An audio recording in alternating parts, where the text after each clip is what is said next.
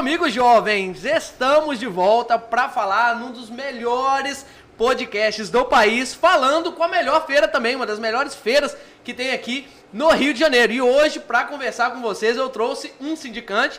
Ele é sócio-diretor da Sindicar. Seja bem-vindo, Fernando Maurelli. Seja bem-vindo, meu amigo. Obrigado, meu irmão. Obrigado pelo convite. Maravilhoso estar aqui com você. Prazer receber aqui. A gente vai falar muito sobre sindicância, né? Queria que você falasse um pouquinho sobre a feira. O que você está sentindo? Você palestrou aqui agora, teve uma palestra aqui agora. O que você está sentindo nessa feira dentro desse perfil, né?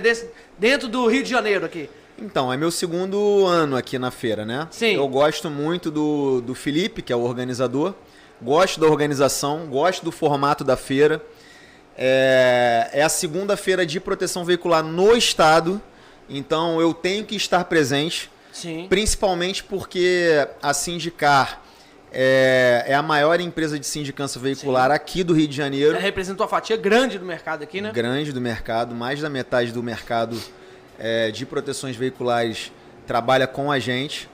E eu acho esse evento aqui maravilhoso. Eu gostaria imensamente, te falei, antes da gente começar a gravar, que gostaria que você tivesse ouvido, mas infelizmente você não pôde. Sim. Mas a palestra foi maravilhosa, foi esclarecedora. Então vamos lá, vamos começar aqui, falar um pouquinho.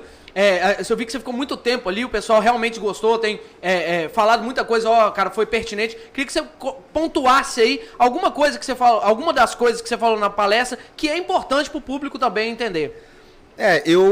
A minha palestra foi sobre análise da sindicância veicular de roubo ou furto de veículos. Sim. A partir do registro de ocorrência. Por quê? Eu sou bacharel em Direito e sou policial civil aqui no Rio de Janeiro há mais ou menos 11 anos.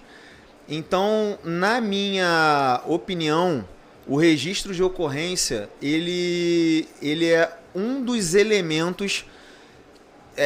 não só um dos elementos, mas o principal elemento dentro da análise da sindicância é que a gente tem que ter uma visão mais apurada. Perfeito. Então, dentro do registro de ocorrência, eu esmiucei ali 7 tópicos que devem chamar a atenção do pessoal do setor de eventos, da associação e de nós que trabalhamos com sindicância, para saber se aquele registro de ocorrência pode ou não ser uma possível fraude. Sim.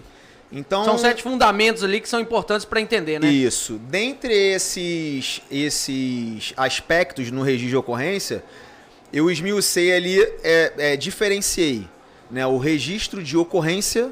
Aqui no Rio a gente chama de registro de ocorrência. Em Sim. outros estados é boletim de ocorrência.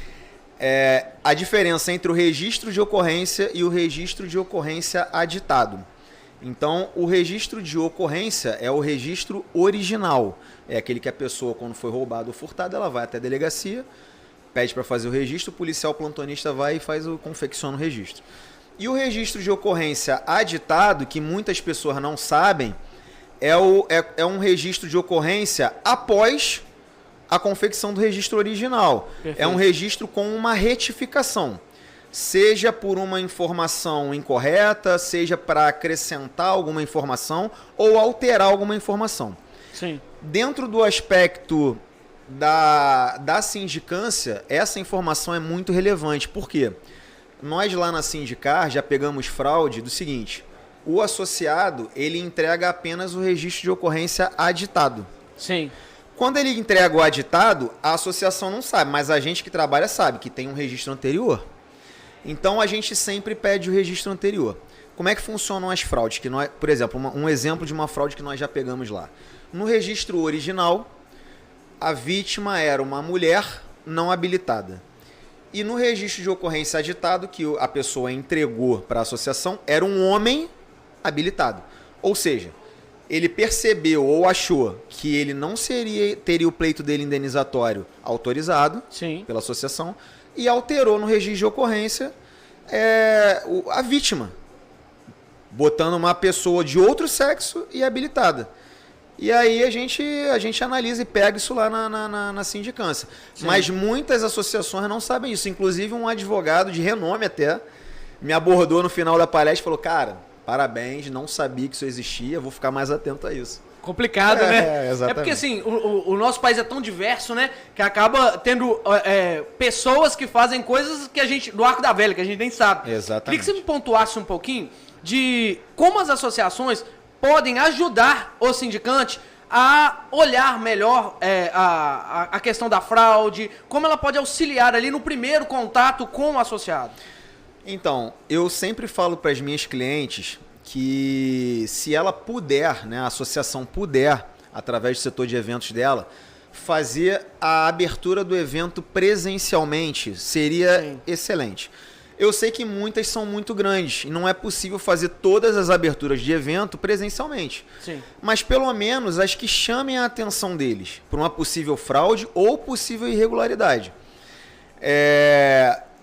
Se eles puderem chamar essa pessoa, olhar nos olhos dela e fazer as perguntas certas, necessárias para aquela abertura do evento, ajuda muito a gente no nosso trabalho de sindicância. Então, as primeiras perguntas são primordiais, né? Porque aí bate com o próprio sindicância na hora que for conversar, né? Porque existem associações que deixam os envolvidos, tanto o condutor quanto o associado ou o envolvido, seja lá quem for, muito livre para fazer a abertura do evento da forma que ele quiser. Sim. Então ele faz em casa, tranquilamente, pela internet e depois manda. Então dá tempo do cara pensar em uma opção de resposta. Perfeito. Quando Inclusive criar a história, né? Criar a história. Quando faz presencialmente, a pessoa não tem como fugir. Sim. E a pessoa do setor de eventos que está fazendo as perguntas, ela sente. Vê nos olhos o comportamento, se a pessoa está mentindo ou não, pelo menos ela vai sentir isso. Sim. Entendeu? Existem algumas possibilidades que você pode encaminhar ali para o sindicante se você estiver ao vivo. Se não estiver ao vivo, fica muito mais difícil, né? Sim, exatamente. Queria que você me falasse também sobre qual que é o maior gargalo hoje das associações que fazem com que elas não consigam ter uma sindicância de qualidade. Olha, eu acho, sem falsa modéstia, a nossa sindicância é muito boa, né? Da Sindicar é muito boa, até porque nós somos muito requisitados. Eu acho que falta no mercado sindicâncias de qualidade. Polêmica, hein? Polêmico. Aí você chutou, hein? Chutei. Mas eu acho que, óbvio, tem empresas muito boas. Sim. Mas também tem empresas muito ruins. Eu mesmo já peguei N situações de ter que refazer sindicâncias de outras empresas. Sim. A associação não fica satisfeita, a própria associação pontua, olha, não gostei disso, não gostei daquilo, acho que isso aqui coisas pertinentes, né? Exatamente. E manda pra gente refazer. Sim. Isso é normal lá, entendeu? Então eu acho que falta isso, um serviço de qualidade no mercado. Show. Aqui no Rio, via de regra, nós temos empresas de sindicâncias boas. Mas, polêmico, no Brasil é mais... Até porque aqui no Rio é outro país. É isso que eu ia te falar. Então, o cara que trabalha no Rio, tem que ser malandro. Sim. Entendeu? Então, em outros estados é mais deficitário. No Rio a gente tem boas empresas. Algumas muito boas e algumas nem E é tanto. engraçado que você falou uma palavra aqui que é muito interessante sobre essa questão de ser malandro. Malandro não é ser algo irregular ou algo ruim. É você entender como que funciona o fluxo do lugar, né? Exatamente. Eu queria que você me falasse um pouquinho do Rio. Como que é fazer a sindicância no Rio? Qual que é as dificuldades de fazer a sindicância dentro do Rio? Então, a dificuldade de fazer sindicância no Rio é o seguinte, todo carro que é roubado, a colisão não. Colisão é mais tranquilo em qualquer lugar do Brasil, né? Até o setor de eventos, ele consegue matar muita coisa no peito ali, o jurídico consegue matar, nem manda para sindicância. Mas o roubo e furto aqui no Rio é diferente, porque todo veículo roubado ou furtado, via de regra, ele vai para dentro de uma favela. Sim. E aqui você sabe como é que funciona. Impossível é difícil entrar, até para a né? polícia entrar, pô. Como Sim. é que a gente vai fazer sindicância na favela? Quase Não que dá. impossível, né? É quase impossível. Eu mesmo não vou. Sim. Eu sou policial, eu não posso entrar, não posso passar nem perto.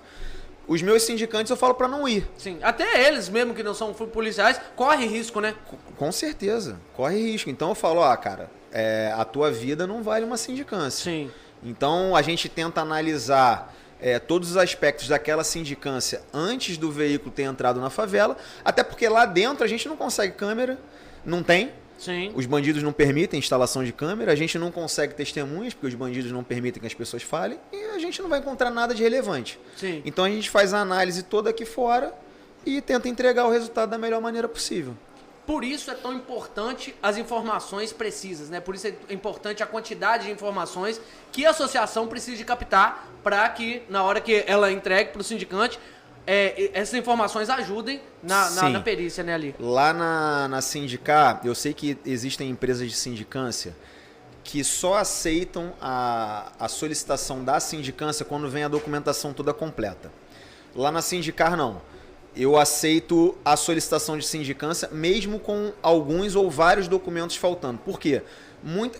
Quanto antes a gente começar o trabalho, rápido, né? Melhor, e menos informações se perdem. Um exemplo disso são as imagens de câmeras de monitoramento. Existem DVRs, né, aparelhos que armazenam as imagens ali, que eles guardam as imagens por um dia apenas, 2 dias, entendeu? Dificilmente a gente encontra aparelhos que armazenam as imagens por 1 mês, ou por 20 dias, ou por 10 dias. Sim. Então eu aceito isso e, além disso, eu peço sempre para a associação complementar com qualquer informação que eles achem relevante. Show. Qualquer. Eu peço para informar no e-mail. Mesmo que não seja, né? O que eles pensam que seja. Exatamente. Porque tudo pra gente é relevante. Sim. E a gente vai analisar o contexto todo, todos aqueles elementos para definir se aquele procedimento é um procedimento irregular ou um procedimento regular. Você acredita que a parte da associação, na questão da prevenção, ajuda muito nessa questão de roubo ou furto? Por exemplo, quando o associado entra, fazer uma pesquisa interna para saber quem que é esse associado, como que ele funciona dentro do mercado, você acredita que isso pode melhorar essa questão? Ajuda muito, mas as associações não fazem, eu sei o motivo. O custo é alto? Exatamente, o custo é alto. Então eles preferem fazer essa análise após o evento. Assumir o risco. Né? Porque, veja bem, você tem uma associação que você tem 200 adesões por dia, uma associação com 100 mil placas. Sim. Pô, imagina você consultar 200 pessoas todo dia, 200 veículos, 200 pessoas, é um gasto absurdo de dinheiro. Então isso não é feito, ajudaria imensamente. Sim. Né? Até possivelmente acabaria com o meu trabalho. Eles já iam negar o cara na entrada. Já entrar ali e puxar, entendeu? Né? Então eles preferem fazer essa análise posterior ao evento. Então essa questão de prevenção, a associação ela não tem como gerir de forma coerente, né, digamos assim. Assim, eu não sei se o rastreamento, por exemplo, ajuda para cá. O rastreamento ajuda sim. Muito também, né? Então, vamos lá. Existem associações que escolhem os veículos, escolhem o perfil das pessoas e escolhem o valor do veículo para instalar os aparelhos de monitoramento. Sim. Para as minhas clientes, eu sei que o valor é alto, mas eu indico fazer a instalação do rastreador em todos os veículos. Por quê? Isso é estatístico nosso lá, estatística da Sindicar. Sim. Algumas proteções preferem instalar o rastreador em veículos acima de 30 mil, porque nos veículos abaixo o valor em tese para eles seria baixo para indenizar. Perfeito. Só que eu vejo lá que as fraudes elas acontecem com recorrência nesses veículos, que são menos de 30 mil. Por quê? Menores. Para esse cara, o cara pensa assim, pô, eu tenho um carro de 100 mil. Eu vou pensar 20 vezes antes de cometer uma fraude. Sim. E se não der certo? Mas eu tenho um carro que custa 15 mil na FIP. Um velhinho lá. Só que se eu for vender na pista, vão me pagar 7, 6. Vou tentar a sorte. Oportunidade, né? Cria uma oportunidade para ele. Aí o carro não tem rastreador, é menos um elemento pra gente trabalhar. Sim. E acaba dando certo, às vezes, a fraude do cara. Sim. Porque se a gente não tiver mais nada ali pra trabalhar... Porque, veja bem, geralmente o que acontece? Carros antigos, os veículos são furtados, entre aspas, né? A vítima fala que o veículo foi furtado, o veículo não tem rastreador e o veículo foi furtado no local ermo. Como é que eu vou trabalhar? Não tem como trabalhar. Você tá entendendo? Sim. Então, é vago demais para você conseguir achar uma ponta ali, né? A minha indicação é que todos os veículos tenham rastreador. Moto, então, tem que instalar em todas, porque aqui no Rio... Porra, moto é roubada 3x4. Outra coisa que eu queria te falar, o maior incidente hoje com roubo é de motos e a recuperação é mais difícil? Porque moto é menor. Sim, mais fácil de desmontar, né? Mais fácil de desmontar. A moto fica circulando dentro das favelas. São poucos lugares que pode colocar o rastreador, né? Já tá tudo visualizado, exatamente. Né? Quem rouba ou furta a moto já sabe onde o rastreador pode estar instalado. Sim. Então a desconexão é em 2 minutos. Mas ainda assim ajuda muito na sindicância e na recuperação, porque você tem uma noção de para onde o veículo foi. Sim. Agora, quando a moto não é... Quando o bandido ele não desmonta o veículo, né? Geralmente ele raspa a numeração do motor ou do chassi, o que torna ali impossível de você identificar o veículo. Então, geralmente as associações perdem. Sim. Então, hoje, na minha opinião, que eu vejo lá na Sindicar, motocicleta aqui no Rio tá difícil para as associações trabalharem. Eu acho até que muitas seguradoras aqui no Rio não estão fazendo, não estão segurando, né, as motocicletas. Porque o volume, o valor é pequeno, mas o volume é alto, né? Então acaba que não tem condições de você bancar o volume de roubo por dia, né? Não tem. Estamos falando. Queria que você falasse um pouquinho, que você fez a palestra ali, queria que você falasse uma dica ou uma informação que você falou na palestra que pode ser importante para o nosso público agora. Uma dica? Sim. Cara, então, eu acho que o registro de ocorrência, ele é a porta de entrada para a análise daquela situação para o evento. Tá? Não é a gravação da assistência, não é a análise do monitoramento, é o registro de ocorrência. Sim. O registro de ocorrência, ele diz muito para você. Tá? Deixa eu pensar aqui no que eu falei ali, fora essa situação do que eu já comentei. Sim. Que é uma informação importantíssima. Quando você fala sobre essa questão de registro de ocorrência, que a gente fala do boletim de ocorrência lá em Belo Horizonte, realmente faz toda a diferença, porque o que está transcrito ali tem valor, né? Sim. E qualquer coisa que é modificada ali pode gerar um problema gigantesco. É um documento público, né, na verdade. O que poucas pessoas sabem, e o que eu falei na palestra lá também, é o seguinte: além dessa situação do registro aditado, que é uma retificação do registro, e a gente tem que sempre que, quando o associado enviar o registro aditado, pedir o registro anterior, para a gente saber qual foi a alteração que ele fez, a gente tem que se atentar na circunscrição onde o fato aconteceu. Exemplo, o veículo foi subtraído, roubado, na área de Caxias. Sim. E a ocorrência foi registrada em Nova Iguaçu. Ele pode fazer isso? Ele pode fazer, sim. Problema zero. Porém, ele tem que ter uma narrativa lógica do motivo pelo qual levou ele a fazer aquilo lá. Sim. Ele mora lá em Nova Iguaçu, ele tem uma namorada que mora lá. Alguma coisa um parente, ele tem um colega policial, ele se sentiu mais à vontade. Beleza, ótimo. Essa narrativa tem que ser condizente. Só que muitas pessoas, muitos fraudadores acreditam que fazendo o registro em outra delegacia, longe da área onde o roubo aconteceu, ele vai de alguma forma dificultar a investigação, tanto para a sindicância, para a associação, sim, quanto para a delegacia. Mas não é dessa forma que funciona. Mas eles acreditam nisso. Então, é um fator que a gente tem que se atentar. É como se fosse um atraso, né? Eu vou atrasar a investigação porque eu estou colocando em outro lugar. Isso aí. Ele pensa dessa forma. Sim. Mas não é dessa forma que acontece. Então, assim, a gente tem que ligar o sinal amarelo.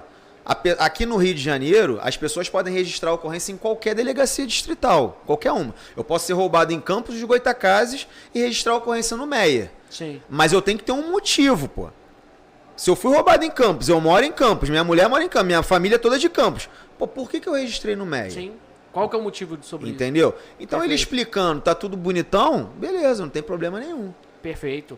E aí, pra gente finalizar, queria falar um pouquinho sobre essa regulação. Essas associações estão sendo, já passou por um outro processo. Você acha que isso aí gera algum problema para vocês? Isso impacta vocês de alguma forma? O que você acha sobre essa questão da regulação? Se isso vai impactar vocês ou não? O prestador, no caso, né? Então, por enquanto, né, a gente está vivendo um momento de incerteza. Sim.